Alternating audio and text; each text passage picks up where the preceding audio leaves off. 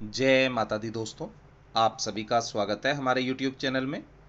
आज की इस वीडियो में हम बात करने वाले हैं 4 और 5 जुलाई 2022 के धनु राशिफल के बारे में। धनु राशि के लोगों के लिए ये 2 दिन कैसे रहेंगे, इन 2 दिनों में ग्रह नक्षत्रों में क्या परिवर्तन होंगे, क्या योग बनेगा और ग्रह आपकी दिनचर्या को कैसे प्रभावित करेंगे। जानेंगे आपके कैरियर, व्यापार, व्यवसाय, नौकरी, शिक्षा, स्वास्थ्य, पारिवारिक जीवन, प्रेम जीवन और दाम्पत्य जीवन सभी के बारे में। दोस्तों आगे बढ़ें इससे पहले आपसे निवेदन है, हमारे YouTube चैनल को सब्सक्राइब कर दें, बेल आइकन को प्रेस कर दें और जुड़ जाएं हमारे चैनल के साथ। तो दोस्तों जानते हैं इन 2 दिनों में क्या तिथि होगी, क्या नक्षत्र होगा और कौन से योग बनेंगे। बात करते हैं सबसे पहले इन 2 दिनों के पंचांग के बारे में। 4 जुलाई 2022 शुक्ल पक्ष का सोमवार का दिन होगा। पंचमी तिथि शाम 6:34 तक रहेगी। इसके बाद षष्ठी तिथि शुरू हो जाएगी। सिद्धि योग दोपहर 12:21 तक रहेगा। इसके बाद व्यतिपात योग शुरू हो जाएगा। मघा नक्षत्र सुबह 8:44 तक रहेगा। फिर पूर्वा फागुनी नक्षत्र शुरू हो जाएगा। सूर्यदेव मिथुन राशि में विराजमान होंगे और चंद्रदेव सिंह राशि में विराजमान होंगे। राहुकाल का समय सुबह 7:12 से सुबह 8:56 तक रहेगा और अभिजीत मुहूर्त यानी शुभ समय सुबह 11:57 से दोपहर 12:53 तक रहेगा। बात करें 5 जुलाई 2022 की तो शुक्ल पक्ष का मंगलवार का दिन होगा। षष्ठी तिथि शाम 7:30 तक रहेगी। इसके बाद सप्तमी तिथि शुरू हो जाएगी। व्यतिपात योग दोपहर 12:15 तक रहेगा। इसके बाद वरयान योग शुरू हो जाएगा। पूर्वा फागुनी नक्षत्र सुबह 10:31 तक रहेगा। फिर उत्तरा फागुनी नक्षत्र शुरू हो जाएगा। सूर्यदेव मिथुन राशि में विराजमान होंगे और चंद्रदेव कन्या राशि में विराजमान होंगे। राहुकाल का समय दोपहर 3:54 से शाम 5:38 तक रहेगा और अभिजीत मुहूर्त यानी शुभ समय सुबह 11:57 से दोपहर 12:53 तक रहेगा। दोस्तों 4 और 5 जुलाई को चंद्रमा आपके नवम और दसम भाव में विराजमान होगा और दोनों ही दिन रवि योग का निर्माण होगा और 5 जुलाई को त्रिपुष्कर योग बनेगा। सर्वार्थ सिद्धि योग का निर्माण होगा और इस दिन स्कंद षष्ठी का भी दिन होगा, क्योंकि स्कंद षष्ठी का दिन भगवान कार्तिकेय को समर्पित होता है। और इन दोनों दिनों में बनने वाला रवि योग आपके लिए मजबूती प्रदान करेगा, क्योंकि यह योग अनेक प्रकार के अशुभ योगों को दूर करने में सक्षम होता है। और रवि योग में किए जाने वाले सभी कार्य बिना किसी व्यवधान के पूरे होते हैं।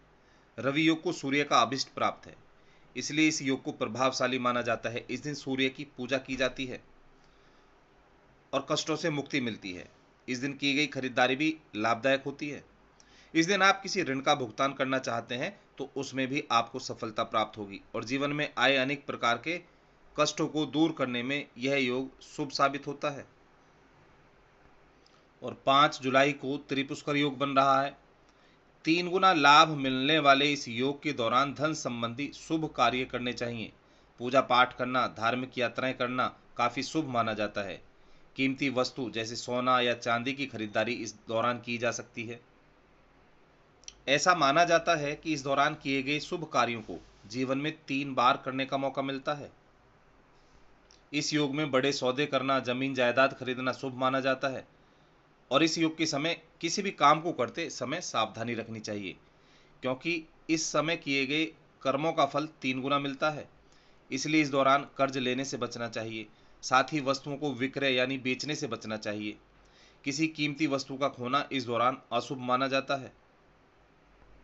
और 5 जुलाई को स्कंद षष्ठी है। इस दिन का व्रत संतान के सुखी जीवन के लिए रखा जाता है। इस दिन भगवान शिव और मां पार्वती के पुत्र कार्तिकेय की पूजा होती है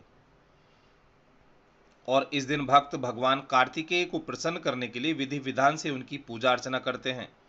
और ऐसा माना जाता है कि स्कंद षष्ठी व्रत के प्रभाव से संतान का जीवन सुखी रहता है और साथ ही इस व्रत से धन, यश और वैभव में वृद्धि होती है। शारीरिक कष्टों और रोगों से छुटकारा मिलता है। और बात करें जब चंद्रमा आपके नवम भाव में होगा तो नौवां घर बृहस्पति से संबंधित होता है, जो चंद्रमा का परम मित्र है। और गुरु बृहस्पति यहां आपके चतुर्थ भाव में विराजमान है। इनकी दृष्टि आपके कर्म भाव यानी कैरियर पर, आपके दसम भाव पर है। तो इस दौरान गुरु की स्थिति और गुरु की दृष्टि आपके लिए सकारात्मकता प्राप्त करेगी। इस दौरान आपके करियर को रफ्तार मिलेगी, आपके व्यवसाय में भी अच्छी वृद्धि देखने को मिलेगी और यहाँ पारिवारिक सुख में वृद्धि होगी। यदि आप वाहन खरीदने की प्लानिंग बना रहे हैं तो वाहन सुख की प्राप्ति होगी और इस दौरान प्रॉपर्टी में किया गया निवेश फायदेमंद साबित होगा। और इस दौरान संतान सुख की प्राप्ति होगी।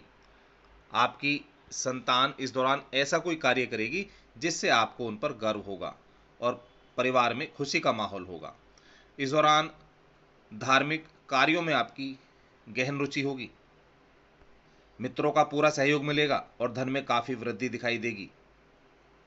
और बात करें जब चंद्रमा आपके दसम भाव में गोचर करेगा तो दसवां घर हर तरीके से शनि द्वारा शासित होता है और यह घर चौथे घर के द्वारा देखा जाता है, जो चंद्रमा द्वारा शासित होता है। तो इस घर में स्थित चंद्रमा आपको लंबी आयु सुनिश्चित करेगा, आपका स्वास्थ्य अच्छा होगा।